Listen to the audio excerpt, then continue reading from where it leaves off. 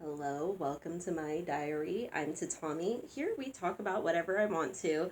And right now I'm about to pull a card. So I was like, fam, let's pull a card for you, a card for me. Let's see what we get today. We're going to use my kids' deck today. I still haven't given it to them. I'm still planning out like I said, I like to do Montessori. I like to plan it. And with Montessori, you don't just when you show the child something, it has to be like ready, right? You don't want to be halfway through showing it to them and then you're like, oh, I have to go get a pencil. Oh, oops, this tray isn't big enough.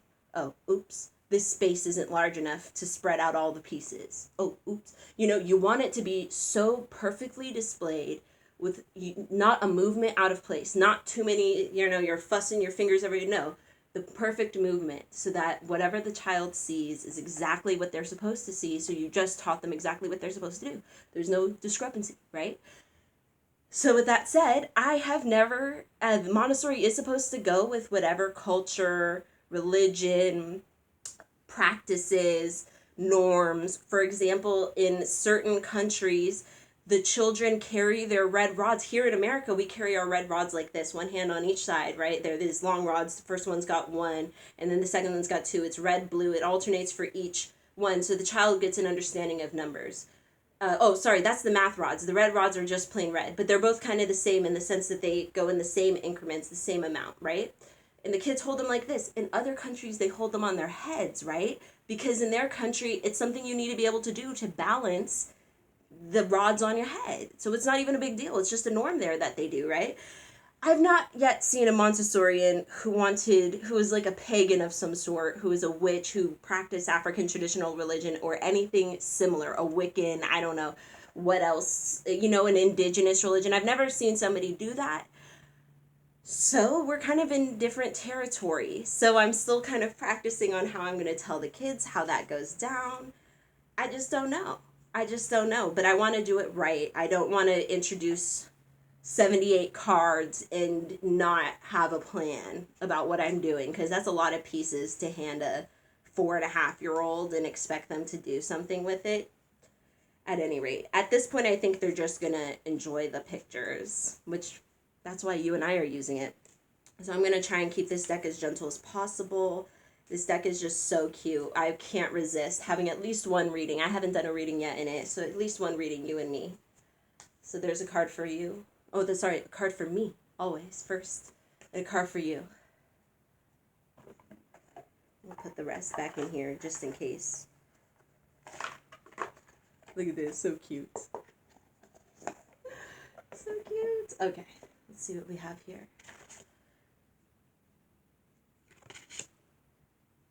Damn, I don't even know how to read this deck. What is strange. Here's my card. What is this? What is the yarn? Does the yarn represent something? We are gonna have to look into this. Yours though. Why is your kitty eating out the garbage? Why is your kitty eating out the garbage pail? What you doing in your life? Are you indulging in something you shouldn't be indulging in? We'll see. It looks like a garbage can to me. That looks like, but it's got the owl everywhere, so that's like wisdom, isn't it? Isn't it owl more of a wise thoughts? Maybe it's a special bowl, but kitty bowls usually don't look like trash cans. So we're gonna have to let's see what's going on in this deck.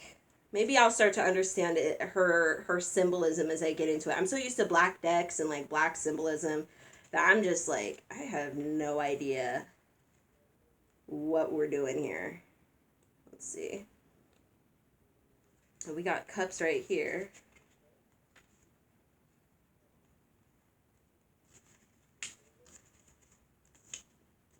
Okay, we found yours. Now let me see if I can find what in the hell mine is supposed to be.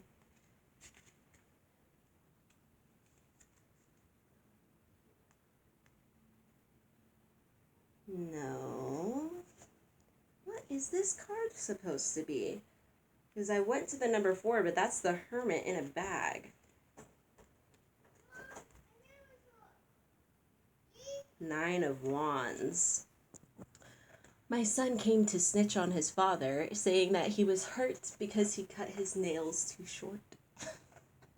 That's so funny because I definitely have a memory of being like maybe 4.5 and my adoptive mom cutting me and my twin brother's toenails too short. And in fact, like so short, one of us like bled a little, like, and us like limping around outside with our open-toed sandals, like, bye.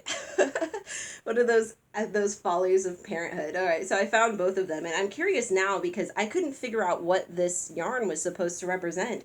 Y'all, this is wands, and as I'm looking at it, I'm thinking that wands in this deck is portrayed by cat toys, which is so cute and hilarious. Yeah, it's like little mice on sticks, yarn, little, balls like that little cats play with, that type of silliness. Some things are like a ribbon, very silly, very silly. Okay, so mine is the Nine of Wands, and it says, no matter how worn down you may already feel, it might be time for you to guard your own territory carefully. Upright, which I am, you're safe. You have a nice sturdy wall of protection around you. That said, it's not time for complacency. It's time for courage, persistence, and great strength. You're close to having everything you want, but remain on the lookout. All right, so I did manage to, get a few things done that were definitely, pressing issues. For example, we have rent, right? It's a very difficult thing during this coronavirus situation, hours being cut back, people not having money to spend on things that they normally would. People are cutting back on even things that normally you would consider a necessity because it's for your health, right? But you're cutting back on everything, slim, slim, slim, until you're down on the things that you bare minimum need, which is not what most Americans sell. To be frankly honest. So, it's been difficult, but there are ways that I've been able to make it so that I have that comfort of knowing that I'm good for at least one more month, right? But I do have so many ideas. I do have so many plans. For example, I'm making the travel altars for my my shop on ritualready.com. So I've been making these little face jugs, ugly jugs. It's a traditional thing. I already made the video about it. I'm gonna make it go up soon. I assure you on what these are all about. But you can look up ugly jugs and do some research on yourself. Look up the Black Potter and other wonderful figures, or you can wait a couple days and you'll see a video from me explaining about it, going into my history books. We'll have good fun. At any rate, I need to keep on those projects that are for helping people, that are, that's what I do, is try and find ways to help other Black people find their ways back to African traditional religion, find their ways back to holistic, spiritual birthing methods, spiritual, holistic, Africanized healing from sexual abuse. You know what I'm saying? That's my passion. And so stopping now is not the look. Just because I've built up, some of that support and backup doesn't mean now is the time to stop it all. Now is the time to keep going forward and keep building. So that later on, when the cycle continues, the cycle, it's always going up and down. There's the hills of life and the lows of life, and you can't avoid them. So making sure you're always on point. That's what I'm being told right here. Even on point, even when things are all around me are doing fine. All right, now I'm real curious about you. The Knight of Cups. Knights show up when there is a declaration to be made. The Knight of Cups invites you to look at your beliefs and goals to figure out if you're on the right path. So owls do symbolize wisdom. Take a good look into the wisdom that surrounds you. Damn, it's all around your head. Okay, I see where we're going with this, because I was like, is this a bowl? What's going on? Let's see. Take a good hard look at the wisdom that surrounds you. Maybe not too hard. Nothing is less wise than getting one's head stuck in a flower pot. All right, there we go. Because I was like, okay, but there's wisdom all around you, but it don't seem too smart that you're all up in this thing with your head all up in it. But yeah, don't get your head stuck trying to do too much, trying to get all up in yourself.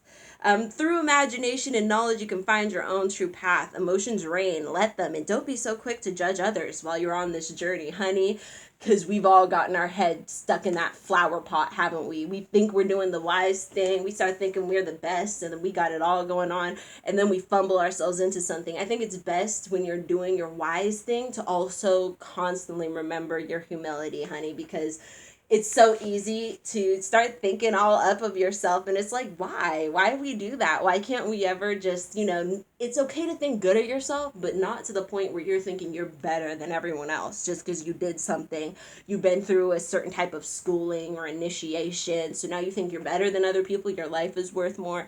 It's not. Simmer down. But at the same time, I mean, you can enjoy what you have because you are surrounded by so many gifts, many of which are yours, many of which are being offered to you to become yours. So there is that balance, is all it's saying, right? There's that balance between the wisdom you have, the wonderful things that you have that you can offer yourself or other people. But don't forget, you're not, your shit stink like everybody else, as they say, right? Isn't that the quote? So remember to humble yourself. Nothing humbles you quite like remembering that, right? People have a way with words. But this one is so cute. I really enjoyed the way that this one read. Isn't this a fun deck? She did a good job. I'm sorry. To choose to do the cat toys for the wands was real clever because I was wondering how it was all gonna be, right? But I think that that was really cool, and the vibrant colors of this picture with like the darker cat and all of the owl. I mean, you can't miss the symbolism, obviously, of all the owls all around her. Does make you kind of want to go decorate your kitchen, doesn't it? I wish my kitchen had a cohesive theme. I think that would be so fun if I had like a sunflower kitchen or something like that. Something just so bright and wonderful. One tip I one time learned was always decorate the part of your house you have the most trouble doing the housework in.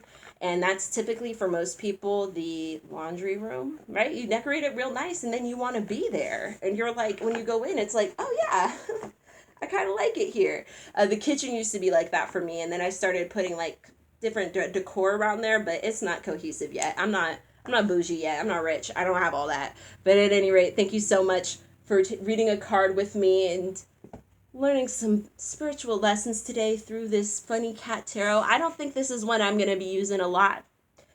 Even if I gave it to my kids, I wouldn't be going to borrow it a lot, I don't think. It's not totally my style, but it's so cute. Who can't?